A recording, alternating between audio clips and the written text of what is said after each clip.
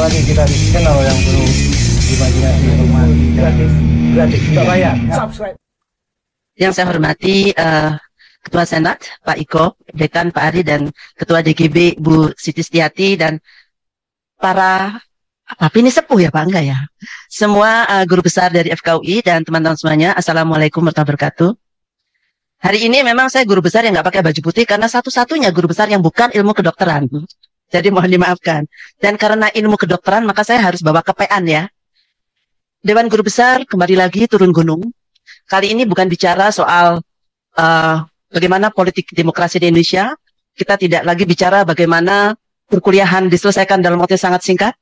Tapi kali ini kami bicara soal yang sangat mendasar yang berkaitan dengan pendidikan tinggi, bidang pendidikan kedokteran, dan juga pelayanan kesehatan yang ada di Indonesia.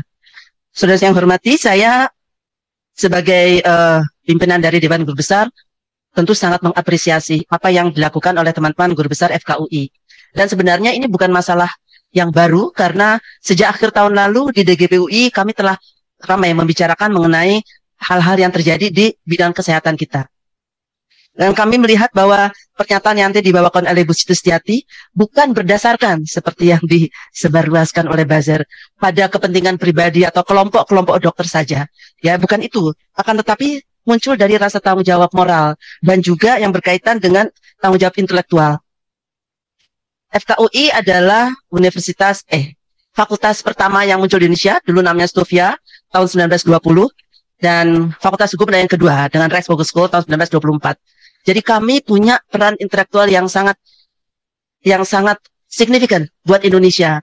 Oleh sebab itu, ketika kita melihat bahwa ada kebijakan di bidang pendidikan kesehatan yang tidak lagi melibatkan para intelektual di bidang kesehatan, tentu kami sangat merasa resah dan juga gelisah. Mau dibawa kemana ilmu kedokteran kita itu?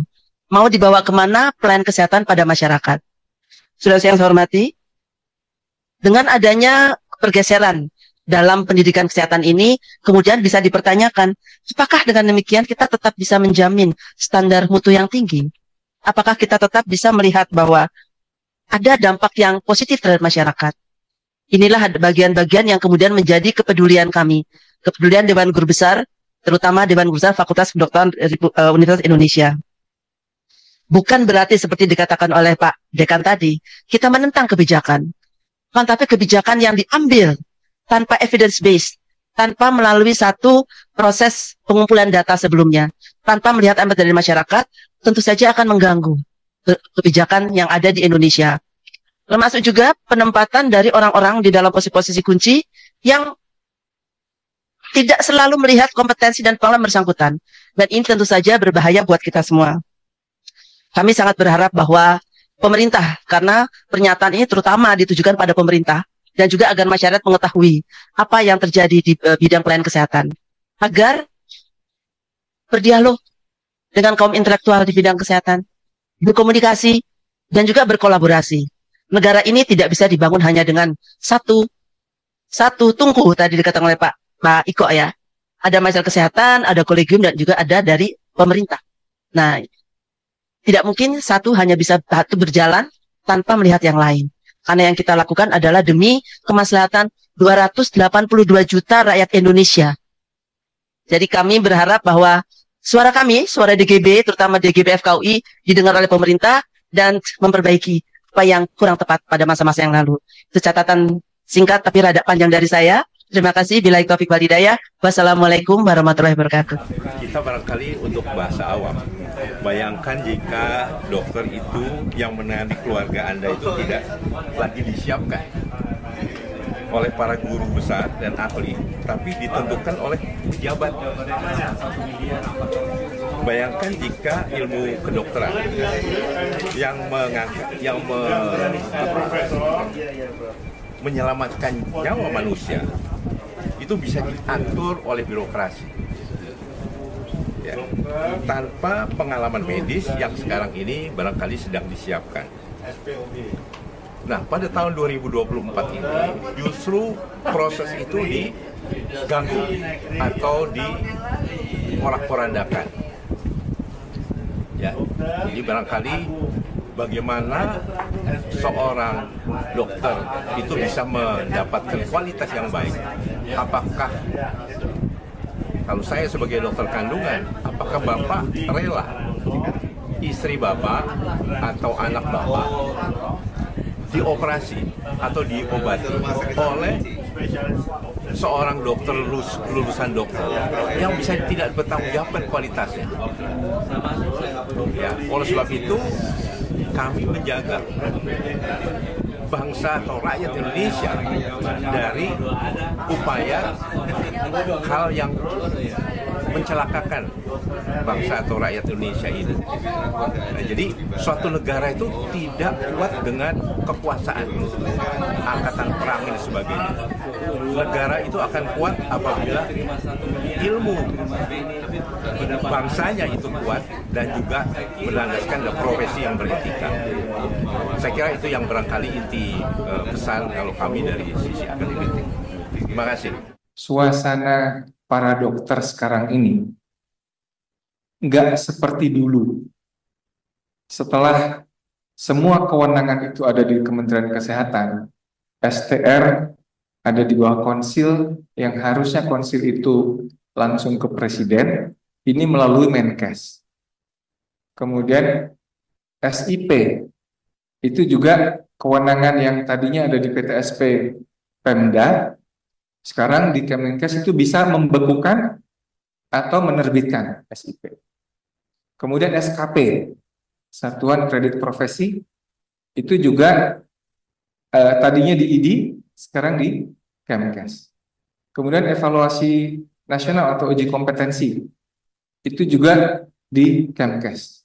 Begitu semua kewenangan itu dimonopoli oleh Kementerian Kesehatan, rupanya ini menjadi alat penekan yang ampuh kepada kami para dokter. Dalam kasus mutasi, saya boleh jujur ya, apa adanya ya? Silakan. Ketika Dokter Fitri dimutasi, yang saya lihat ini nggak masuk akal. Satu-satunya konsultan tumbuh kembang pediatri sosial di Rumah Sakit Karyadi dipindahkan ke Sarjito yang sudah punya 3 konsultan. Ini nggak masuk akal. Lalu saya katakan, Mas Fitri, ini mau diributkan nggak? Ini nggak benar mutasinya. Nanti Dokter Fitri bisa bersaksi. Lalu beliau bilang begini, Dok, ini kalau yang ribut-ribut nolak, ancamannya STR dibekukan, SIP semua di-freeze. Ini nyata loh, Bu. Saya nggak dusta, nanti bisa ada kesaksian dari teman-teman yang mengalami itu. Jadi abuse of power ini begitu nyata menghantui para dokter di Indonesia, khususnya yang kerja di rumah sakit vertikal. Kenapa baru sekarang diributkan? Karena ini udah bertumpuk gitu. Terus terang dengan Pak Menkes sekarang ini, komunikasi beliau itu sangat buruk dengan dokter. Terutama terlebih setelah semua kewenangan itu ada di Kementerian Kesehatan ya. Dengan semua kewenangan itu yang menjadi monopoli Kementerian Kesehatan, ini rupanya menjadi alat penekan yang sangat efektif sehingga menciptakan ketidaknyamanan bagi kami para dokter, khususnya di rumah sakit vertikal. Ya, kami itu tidak bisa bersuara yang berbeda gitu. Karena nanti ancamannya adalah kamu nanti dicabut STR-nya, kamu nanti dibekukan SIP-nya. Buat dokter yang sudah kuliah belasan tahun, ancaman cabut STR ini adalah sesuatu yang sangat menghantui gitu. Jadi kalau dibilang kenapa Ida yang ribut sendiri, karena yang lain nggak berani gitu ya. Bukan kami paling berani, bukannya, tapi maksudnya dipahami situasinya bahwa suasana itu begitu mencekam bagi para dokter di rumah sakit vertikal saat ini. Kami mendorong kepada Presiden Prabowo jika perlu mengganti pemimpin tertinggi di Kementerian Kesehatan. Dan dia juga tidak pernah merasakan pendidikan kedokteran, ya, sehingga semuanya itu dianggap mudah. Dokter itu mudah diatur-atur bekerja, pendidikan kedokteran itu bisa dilakukan oleh siapa saja, di mana saja, tidak ada standar-standar yang beliau pikirkan. Begitu juga kolegium yang menentukan kurikulum itu mau diambil alih oleh Kementerian Kesehatan. Itulah yang terjadi. Sehingga ya bagaimana ini? Itulah yang membentuk saya katakan tsunami di dalam pendidikan kedokteran dan kesehatan. Hal yang sudah baik, yang selama ini sudah terjalin dengan baik, tiba-tiba terjadi goncangan seperti ini. Itulah yang membuat kita resah dan perlu mengambil sikap. Pernyataan sikap dan seruan keprihatinan mendalam. Sivitas Akademika Fakultas Kedokteran Universitas Sriwijaya, Ikatan Dokter Indonesia Wilayah Sumatera Selatan, dan Ikatan Alumni Fakultas Kedokteran Universitas Sriwijaya. Bismillahirrahmanirrahim.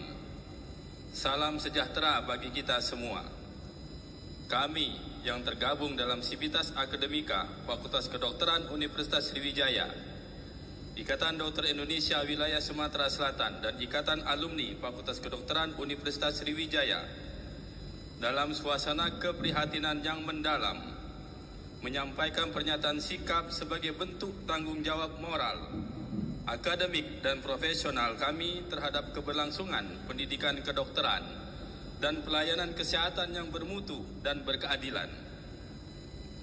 Pernyataan ini kami sampaikan sebagai seruan nurani dan kepedulian bersama sebagai panggilan untuk menyampaikan sikap dan saran yang kami nilai penting seiring dengan kekhawatiran kebijakan Kementerian Kesehatan Republik Indonesia yang kami nilai telah menggoyahkan integritas sistem pendidikan kedokteran nasional dan melemahkan sendi-sendi etika profesi kesehatan. Dengan ini kami menyatakan, kami menilai Kementerian Kesehatan Republik Indonesia telah melakukan intervensi terhadap dunia pendidikan kedokteran, mengambil alih fungsi akademik, bertindak terlalu jauh dari batas kewenangan yang semestinya melekat pada jabatan sebagai pejabat negara yang tugas utamanya menyelenggarakan urusan pemerintahan di bidang kesehatan. Kami menolak model pendidikan kedokteran yang tidak menjunjung tinggi prinsip akademis yang beretika dan menentang setiap kebijakan yang impulsif, otoriter, dan penuh muatan politik untuk kepentingan korporasi, liberalisasi, dan komersialisasi. Karena pendidikan dokter adalah amanah kemanusiaan. Setiap kebijakan hendaklah dibuat berdasarkan kajian ilmiah yang baik dan benar berbasis bukti atau yang kami kenal dengan evidence base, agar tidak menimbulkan kerugian di kemudian hari. Kami menilai perubahan tata kelola kolegium yang saat ini berada di bawah Kementerian Kesehatan menyebabkan hilangnya marwah dan kemandirian kolegium sebagai bagian dari lembaga keilmuan dan mengganggu objektivitas dalam menentukan standar pendidikan dan standar kompetensi profesi kedokteran dan kesehatan. Kami mengecam pernyataan-pernyataan publik pejabat Kementerian Kesehatan Republik Indonesia yang tidak akademis, tidak berdasarkan evidence base, dan tidak mencerminkan etika sebagai pejabat negara yang seharusnya menjadi panutan. Berbagai pernyataan spekulatif, tendensius, impulsif, dan menyerang profesi secara menyeluruh memperburuk kepercayaan publik terhadap dokter dan lembaga pendidikan tinggi dan dapat menurunkan kepercayaan masyarakat terhadap profesi luhur kedokteran yang selama ini telah bekerja dengan sungguh-sungguh, menjunjung tinggi etika, dihormati dan didukung oleh pemerintah dan segenap masyarakat. Oleh karena itu, kami pertama meminta kepada Yang Terhormat Bapak Presiden Republik Indonesia untuk segera mengevaluasi kepemimpinan dan kebijakan Kementerian Kesehatan Republik Indonesia yang telah melampaui batas kewenangan sektoral, merusak sistem pendidikan tinggi serta otonomi profesi kesehatan, dan bertentangan dengan prinsip kolaborasi, transparansi, serta akuntabilitas publik. 2. Menyerukan kepada Dewan Perwakilan Rakyat Republik Indonesia untuk mengambil langkah tegas dalam mendorong reformasi kesehatan nasional yang komprehensif dengan melakukan evaluasi kritis terhadap kebijakan-kebijakan Kementerian Kesehatan yang dapat mengancam mutu pendidikan kedokteran dan merusak sistem pelayanan kesehatan di Indonesia. Ketiga, mengajak seluruh elemen bangsa untuk bersama-sama menjaga martabat pendidikan kedokteran dan menolak segala bentuk penyelenggaraan pendidikan yang mengabaikan nilai-nilai etika, integritas keilmuan, serta mengancam keselamatan pasien. Sebuah pepatah mengatakan bahwa ketika penguasa bertindak sewenang-wenang terhadap ilmu, maka yang mereka hancurkan bukan hanya tetapi masa depan sebuah peradaban. Kami tidak anti perubahan, tetapi kami menolak perubahan yang dilakukan secara otoriter, tidak transparan, dan merusak tatanan ilmiah dan etika profesi. Jika diam adalah pilihan kita bersama, maka kehancuran sistem kesehatan nasional dan ketahanan bangsa akan tinggal menunggu waktu. Palembang, 21 Mei 2025, atas nama Sivitas Akademika, Fakultas Kedokteran Universitas Sriwijaya, Ikatan Dokter Indonesia Wilayah Sumatera Selatan, dan Ikatan Alumni Fakultas Kedokteran Universitas Sriwijaya.